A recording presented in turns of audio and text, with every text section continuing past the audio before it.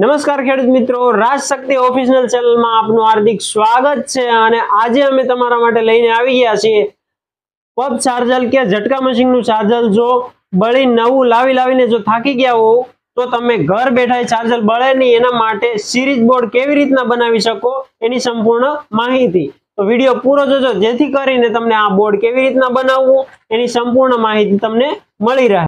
નમસ્કાર ખેડૂત મિત્રો, રાજશક્તિ ઓફિશિયલ ચેનલમાં આપનું હાર્દિક સ્વાગત છે અને આજે આપણે બનાવવાના છીએ જે આપણા ખેડૂત મિત્રો માટે જે પબ ચાર્જર અત્યારે ચોમાસાના વાતાવરણમાં ખૂબ જ હાઈ વોલ્ટેજ લો વોલ્ટેજના કારણે પબ ચાર્જર બહુ જ બળી જતા હોય એનો બચાવ કેવી રીતના કરવો એના માટે આપણે એક સિરીઝ બોર્ડ તૈયાર કરવાના છે। તો એ બોર્ડ કેવી રીતના તૈયાર કરવું, કેવી રીતના એનું વાયરિંગ કરવું અથવા તમે ઘર બેઠા કેવી રીતના બનાવી શકો એની સંપૂર્ણ માહિતી આજ હું બતાવવાનો છું। તો ચાલો આપણે આ વિડિયો શરૂ કરીએ।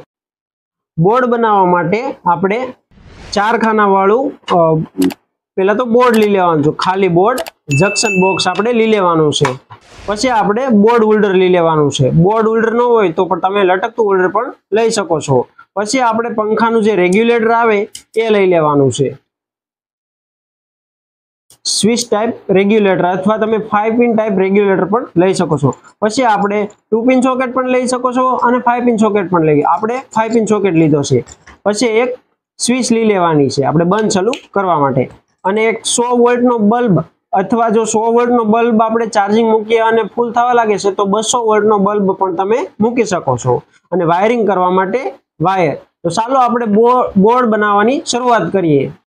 તો આપણે સ્વિચ, 5 પિન હોલ્ડર અને રેગ્યુલેટર કેવી રીતના ફિટ કરવાનું છે આપણે બતાવી દઈશું। સૌથી પહેલા આપણે શાફ્ટ ફિટ કરવાની છે, પછી આપણે રેગ્યુલેટર ફિટ કરવાનું છે, પછી આપણે હોલ્ડર ફિટ કરવાનું છે અને પછી આપણે 5 પિન સોકેટ ફિટ કરવાનું છે। તો આવી રીતના આપણે ટોટલ ફિટિંગ કરવાનું છે। તો ચાલો વિડિયો સ્ટાર્ટ કરીએ।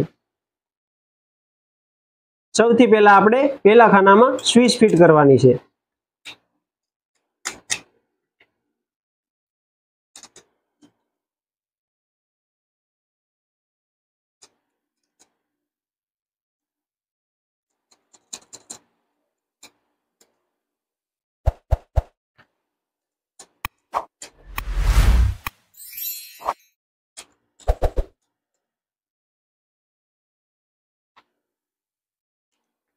પછી બીજા ખાનામાં આપણે રેગ્યુલેટર ફિટ કરવાનું છે।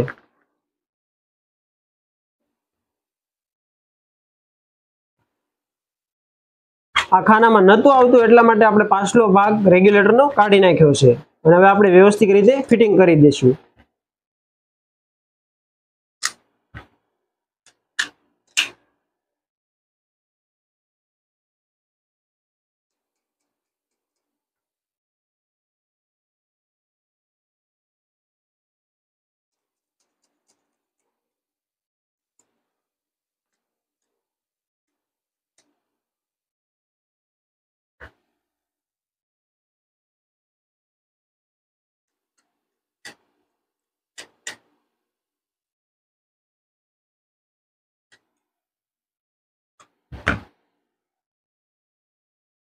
હવે આપણે હોલ્ડર ફિટ કરવાનું છે।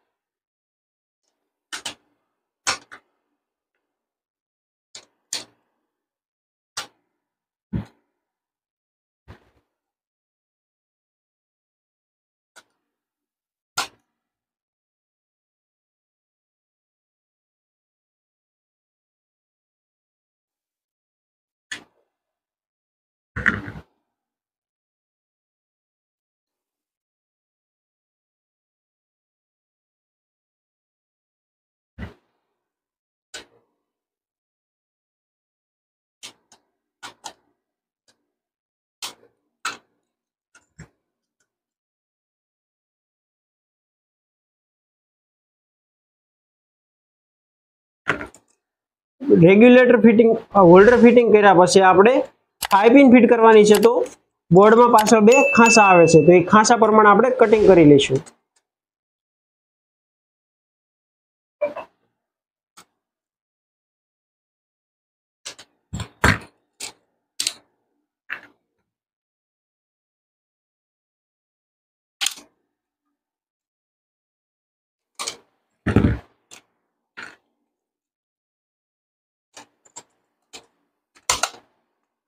વ્યવસ્થિત રીતે આપણે 5 પિન ફિટિંગ કરી લઈશું।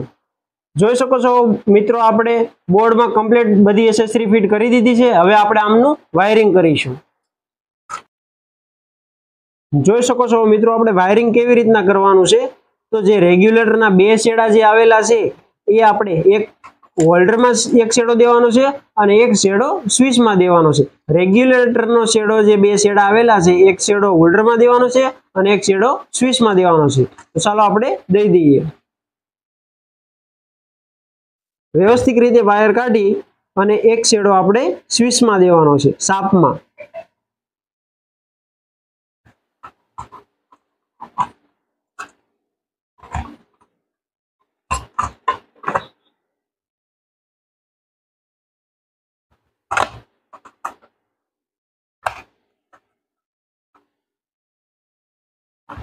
એક છેડો આપણે સ્વિચમાં આપી દીધેલો છે અને બીજો છેડો આપણે હોલ્ડરમાં દેવાનો છે।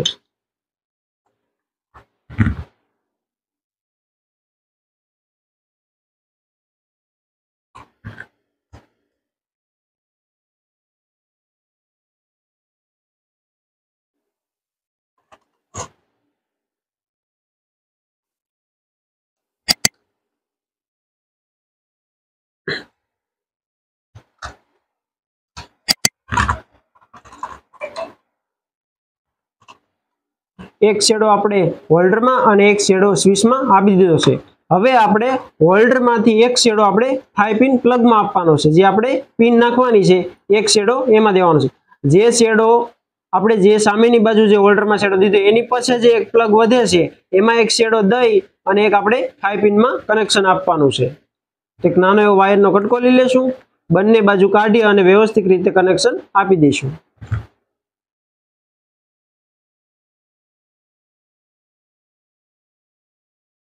આમાં વાયર કોપરનો જ ઉપયોગ કરવાનો છે।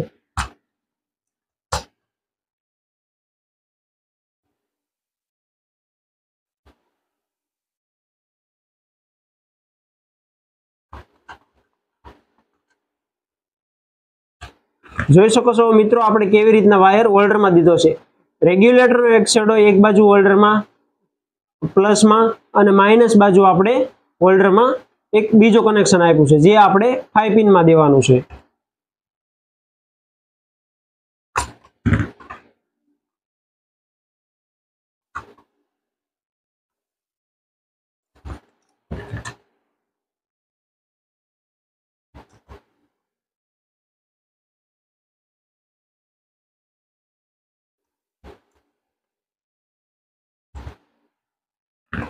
જોઈ શકો છો મિત્રો, આપણે વ્યવસ્થિત રીતે એ કનેક્શન આપી દીધું છે।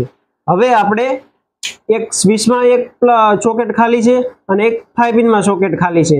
તો બંનેમાં આપણે જે આપણી ઇલેક્ટ્રિસિટી લાઈન આવે છે એનું કનેક્શન દેવાનું છે। એટલે એક છેડો આપણે સ્વિચમાં આપણે પ્લસ દેવાનો છે અને 5 પિનમાં જે બાકી રહ્યો છે એમાં આપણે માઇનસ દેવાનો છે। એના માટે આપણે લાંબા બે તાર લઈ લઈશું।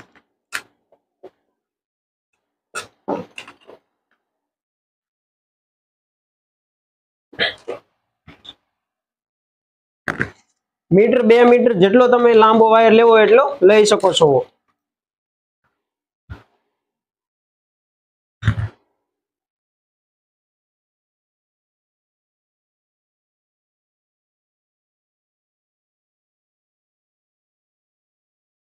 એક 5 પિનમાં દેવાનું છે અને એક સ્વિચમાં દેવાનું છે એક વાયર।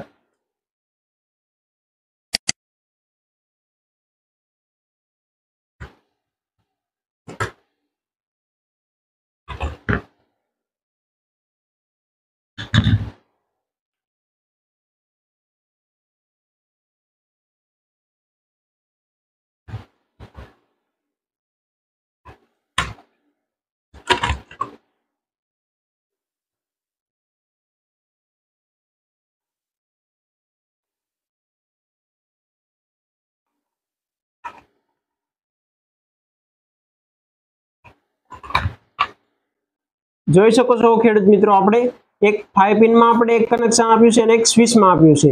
તો કામ કેવી રીતના કરશે એ તમને બતાવી દો।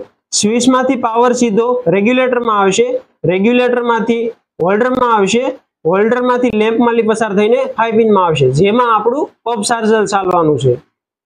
તો આ વાયરિંગ તમને સમજાઈ ગયું છે. તો આપણે વ્યવસ્થિત રીતે બોર્ડને ફિટિંગ કરી જોઈ શકો છો ખેડૂત મિત્રો, આપણું બોર્ડ બનીને તૈયાર થઈ ગયું છે. હવે આપણે એમાં લેપ ચડાવી દઈશું અને પાવર દેવા માટે આપણે એમાં એક 2 પિન ફિટ કરી દઈશું.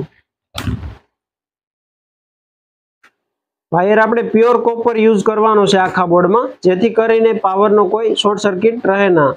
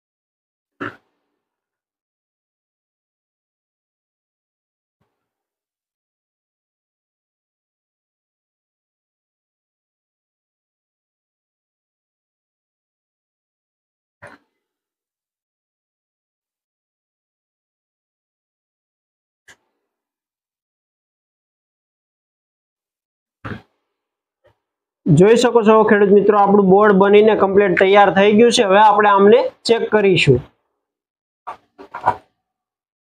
આ રેગ્યુલેટર, આ સ્વિચ,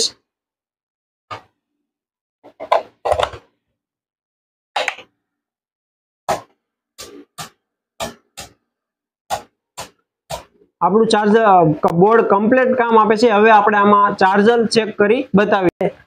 પબ ચાર્જર, પછી ઝટકા મશીનનું ચાર્જર, મોબાઈલ ચાર્જર જેવા બધા જ ચાર્જરનો આમાં આપણે ઉપયોગ કરી શકીએ, જેથી કરીને ચાર્જરને વધારે વોલ્ટેજ મળે નહીં અને તે બળે નહીં.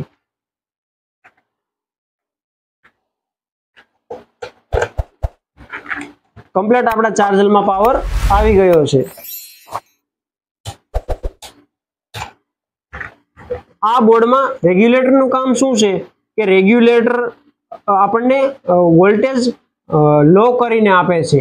જેટલો વોલ્ટેજ માની લો આપણે વાડી વિસ્તારમાં વોલ્ટેજ 200 પાવર હોય, 250 હોય કે 280, વધીને આપણે 300 ક્યારેક પાવર થઈ જતો હોય, તો રેગ્યુલેટરથી આપણે ઓછો પાવર રાખી અને પબ ચાર્જિંગ કરીએ તો ચાર્જર ના બળે. ઓવરલોડ જો કોઈ ચાર્જરમાંથી કે બેટરી લોડિંગ લેતી હોય તો એના સાઈડનો ગલેપ થઈ જવાનો છે, તો ચાર્જિંગ થોડુંક ધીમું ચડશે પબમાં, પણ ચાર્જરને બળવા દેશે નહીં અને વ્યવસ્થિત રીતે ચાર્જિંગ કરી નાખશે. તો આ બોર્ડ મૂકવાનો ફાયદો એ છે કે ચાર્જર બળશે નહીં અને ધીમે બેટરી થોડીક ચાર્જિંગ થશે, પણ ચાર્જર બળશે નહીં. અત્યારે આપણે હાઈ વોલ્ટેજ આવવાના કારણે ચોમાસાની ઋતુમાં વધારે હાઈ વોલ્ટેજ આવતો હોય છે, તો ચાર્જર સૌથી વધારે બળતા હોય છે. જોઈ શકો છો મિત્રો, આપણો જે સેફટી બોર્ડ છે, સિરીઝ બોર્ડ, એ આપણે પપનો પાવર આવી ગયો છે. જોઈ શકો છો તમે. હવે આપણે પિન નાખી દઈશું ચાર્જરની અને સાફ પાડશું એટલે રેડ લાઇટ થઈ ગઈ. અને જોઈ શકો છો જેટલું લોડિંગ ચાર્જરને આવે છે એના સાઈડનો બલ્બ થઈ જાય છે, એટલે આપણું આ જે હીટ થતું હોય ચાર્જર, હીટ થતું બંધ થઈ જાય, એના સાઈડનો ગલેપ થઈ જાય છે. એટલે આપણે આ ચાર્જરને બળવા દેતું આ બોર્ડ નથી, એના સાઈડનો ગલેપ થઈ જાય છે. અહીંથી રેગ્યુલેટરથી ઓછો વધુ આપણે પાવર કરી શકીએ છીએ. વધારે હાઈ વોલ્ટેજ આવતો હોય આપણે કે ડબલ કરેલા છે વાડી વિસ્તારમાં, તો આપણે ઓછું રાખવાનું રહેશે.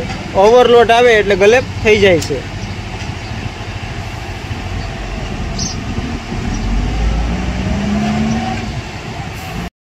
પબ ચાર્જર કે આ સિરીઝ બોર્ડ જો તમારે પરચેસ કરવું હોય કે લેવું હોય, તમારે જો ઘર બેઠા ન બનાવવું હોય અને તૈયાર લેવું હોય તો Rajshakti electric, Chok bus stand, Jesar Palitana road, Chok bus stand, ત્યાં તમને મળી જશે. અથવા તમે આપેલ ડિસ્પ્લે ઉપર આપેલ નંબર ઉપર કોન્ટેક્ટ કરી શકો છો.